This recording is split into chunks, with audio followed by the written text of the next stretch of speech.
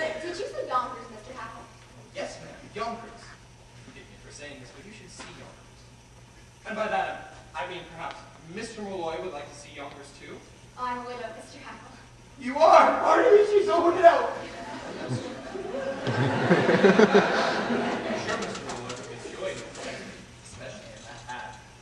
Well, I mean on you, of course, not Mr. Malloy. May rest in peace. You're Catholic, aren't you? Well, don't worry about you. I'm going to change. Mrs. Malloy, if you should ever happen to have a Sunday free in the near future, I'd be more than pleased to show you Yonkers from top to bottom. Well, as a matter of fact, Mr. Hackle, I might be there sooner than you think. Oh, really? You see, I have a friend who lives in Yonkers. Do you? Perhaps you know him. Well, perhaps we do. Though it's awfully foolish to ask in cases like that. It's a Mr. Horace Vandergelder. Horace Vandergelder? Of Vandergelder's Hay and Feed? Do you know him? No. Mr. Vandergelder is a substantial man, well liked. A lovely man. Mrs. Malloy, just lovely. There's only one fault as far as I know. He's hard as nails. Cornelius, I think. Well, I wonder if your friend might like this. Look out! Mrs. Malloy. What are you doing? Please help us, Mrs. Malloy. We'll explain later. Come out of this minute! We're as innocent as can be, Mrs. Malloy. Well, really, Mr. Hackle, Mr. Tucker, I insist that you both come out of here at once, or I'll be forced to... Mr. Vandergelder. Mrs. Malloy, I don't suppose Mrs. Levi is here. She was supposed to meet me on that bench 10 minutes ago. Why don't you just go looking for me if she comes? When I make appointments, I like people to be on time. Here's a present for you. Chocolate-covered peanuts. Unshelled. That's the expensive kind. Mrs. Malloy, did I just see you talking with two men? Men? Men, Mr. Vandergelder? What would men be doing in a ladies' hat shop? Now, why don't you come back into my workroom? I'm so anxious for you to see it. I saw it last week. So you did.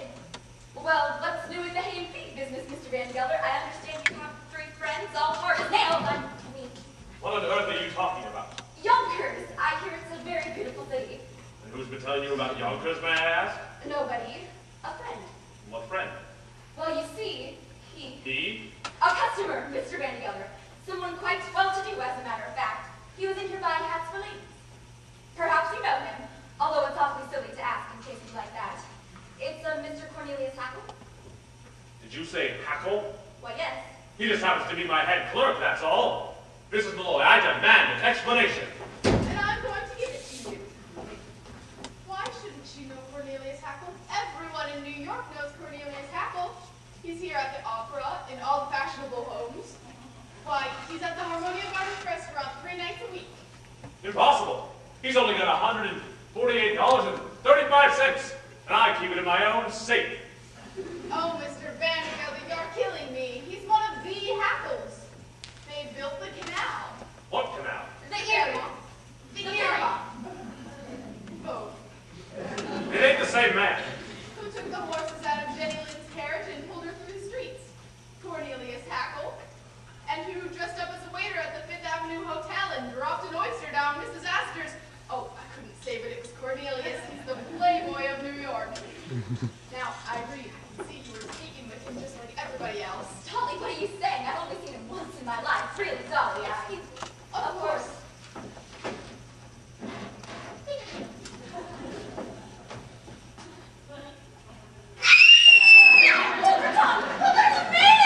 Now look, if there's a man in that window box... No, Mr. Vandergelder, you can't. It's too dangerous.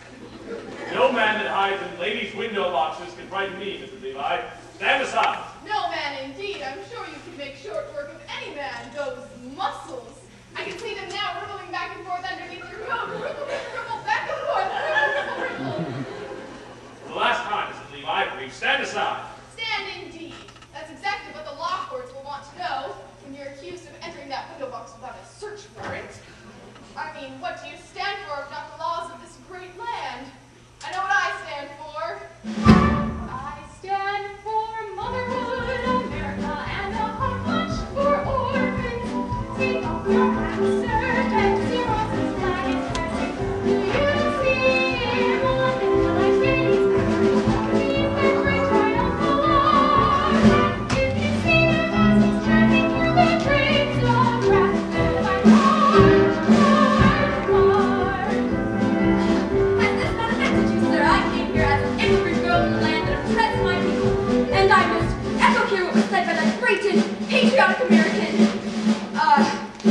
Moses. I stand for America in the march for orphans and sick. Your happy Saturdays and Tuesdays. You'll see on one in the great world. If you ever see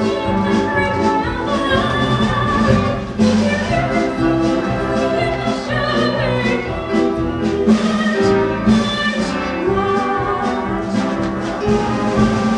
And for America and our march for orphans.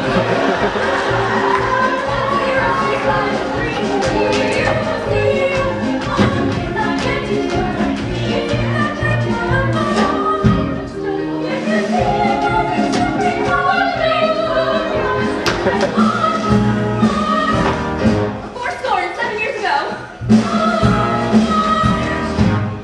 Perfect union. And torpedoes. Full speed ahead.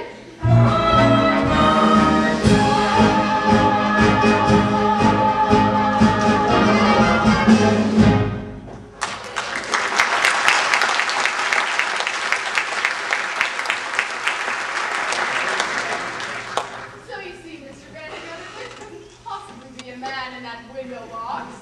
Achoo! Oh, God bless you. Mrs. Malloy. All right, Mr. Vandergelder, there is a man in that window box. Aha! And another under that table. What the devil? There also happens to be a very simple explanation, but for the present, good afternoon.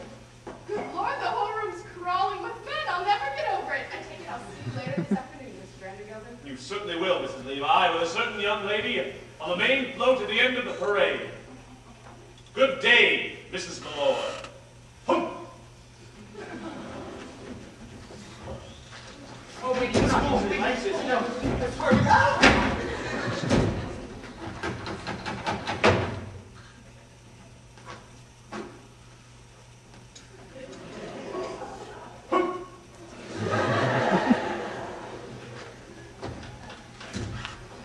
Mrs. Moore, we can I explain don't offer everything. any explanations, Mr. Hackle. Just you and Mr. Tucker do me the pleasure of leaving my shop at once, or I send for Officer Goodert. If you ask me, Irene, calling an officer is letting them off too easily. The law courts, that's where these two belong. I've been adding up the legal offenses these two have committed, and believe me, you've got grounds for at least 2 writs, a non-compos mentis, and a garnishee. But the important thing is to show you've tried to settle it amicably first. Have dinner with them. Dinner! Is that absolutely necessary, Dolly? It's the way things are done in the law, Irene. Dinner first, garnishee afterwards. Well, I guess if it must be, Mr. Hackle and Mr. Tucker, you may take Miss Fay and myself to dinner. Delighted, Mrs. Malloy. I speak for Barnaby, too. Now, I hear there's a very nice restaurant down in the railway Oh, station. no, Mr. Hackle. If the Harmonia Gardens is good enough for your fashionable friends, then it's good enough for us. I hear they have a lovely orchestra there, Minnie. Oh, no, we couldn't do that. Oh, well, don't misunderstand me. It's not the money or anything. It's the whale. It's the whale. No, it's not the whale, Barnaby. Dancing. So they have dancing in places like that. Exhibitions, even contests. I don't know how. It would take me weeks, months, years to learn. Dolly Levi, 25-year-old chief clerk, taught how to dance. Now it's very simple. You put one arm here and one arm here. I have absolutely no sense of rhythm. Absolutely no sense of rhythm is one of the primary requirements for learning by the Dolly Levi method. Just give me 5 minutes of your time, Mr. Hackle, and I'll have you dancing in the streets. Now let's start with lesson 7, the waltz kick turn. Now it's very simple. Right foot touch, left foot touch, under, back, around, touch, around, through, behind, out, over, release. That's wonderful. When I think of